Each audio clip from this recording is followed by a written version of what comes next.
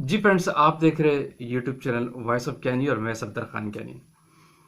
अच्छा फ्रेंड्स, आज की वीडियो बड़ी इंपॉर्टेंट है। आज एक यूनिक कॉन्सेप्ट पे बात करेंगे। बहुत सारे सवाल थे इस हवाले से भी कि फार्मास्यूटिकल इंडस्ट्रीज में क्वालिटी कंट्रोल में एक डॉक्यूमेंट होता है जिसको हम कहते हैं OOS, इसको ऊज भी कहते हैं, जो एब्रीवेशन है आउट ऑफ स्पेसिफिकेशन का। अभी आउट ऑफ स्पेसिफिकेशन क्या है और किस केस में हम अप्लाई करते हैं और किस केस में नहीं करेंगे, और इसके पीछे जो बेसिक रीज़न है अप्लाई करने का, जो इंडस्ट्री में प्रैक्टिस एग्जिस्ट करती है और डॉक्यूमेंट क्या कहता है, ये इंपॉर्टेंट पॉइंट इसमें डिस्कस करेंगे आज की वीडियो में। क्योंकि आपको पता हो कि आप उसका डॉक्यूमेंट फिल करते हैं, क्या क्राइटेरिया, क्या रीज़न है। आप वर्किंग अक्सर आप कर रहे होते हैं, लेकिन इसका बैकग्राउंड भी तो आपको पता होना चाहिए।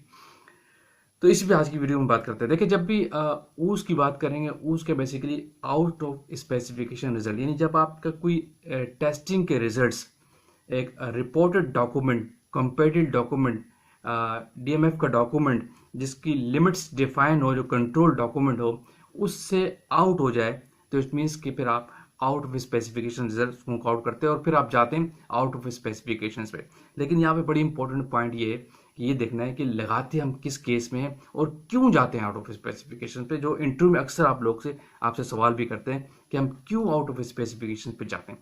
देखिए, जब आप कोई कमर्शियल लॉट आपके पास आती है, स्पेशली रॉ मटेरियल की, जो इसमें जेनेरिक भी हो सकता है आपका और आपका एक्सिपेंट भी हो सकता है। इसके अलावा जो प्रोडक्शन से आपके पास बैच आते हैं, इंटरमीडिएट स्टेज की भी हो सकते हैं, सेमी फिनिश भी हो सकते हैं, जैसे कि कोई आपकी ग्रेन्यूल्स का फाइनल स्टेज भी हो सकता है, कोर टैबलेट भी हो सकती है, कोटेड भी हो सकती है।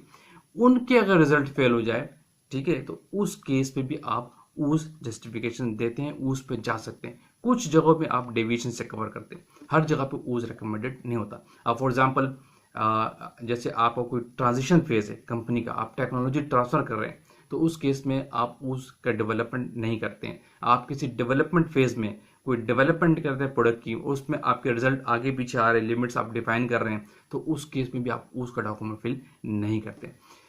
अच्छा, ऊस कहता क्या है, सबसे इंपॉर्टेंट चीज क्या है कि आपके रिजल्ट आउट ऑफ स्पेसिफिकेशन आ गए तो फिर आप ऊस पे जाते हैं, यानी लिमिट से बाहर हो। लेकिन डॉक्यूमेंट तो ये कहता है कि आपके लिमिट से बाहर रिजल्ट आए तो वो तो फेल है, तो फिर आप ऊस पे क्यों जाते हैं। ये बहुत बड़ा इंपॉर्टेंट सवाल है जो आपसे लोग इंटरव्यू में पूछते हैं कि भाई रिजल्ट तो लिमिट से बाहर आ गए, तो फिर आप क्यों जा रहे हैं आउट ऑफ स्पेसिफिकेशन पे, उसको आप फेल क्यों नहीं करते। ये लोग आपसे पूछे, इससे पीछे रीजन देखें।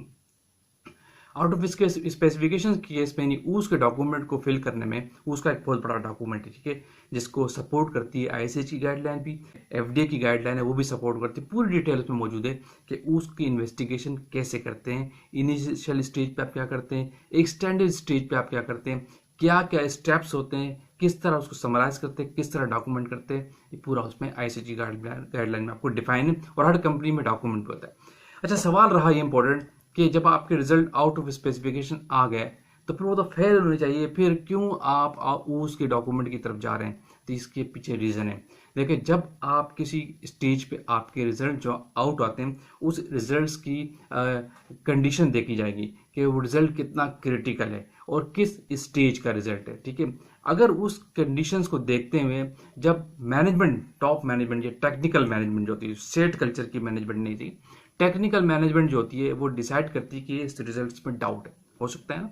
ये तो पॉसिबिलिटीज है कि भाई आप किसी ने एनालिस्ट ने वो काम किए कि आपके बॉस को भी हो सकता है कि यार ये मुझे लग रहा है कि रिजल्ट ठीक नहीं, इसको दोबारा कर लेते हैं। जब आपकी मैनेजमेंट को ये फील हो कि ये रिजल्ट डाउट हो रहे हैं, इसको अगेन चेक करते हैं, जो फेल हो रहे थे।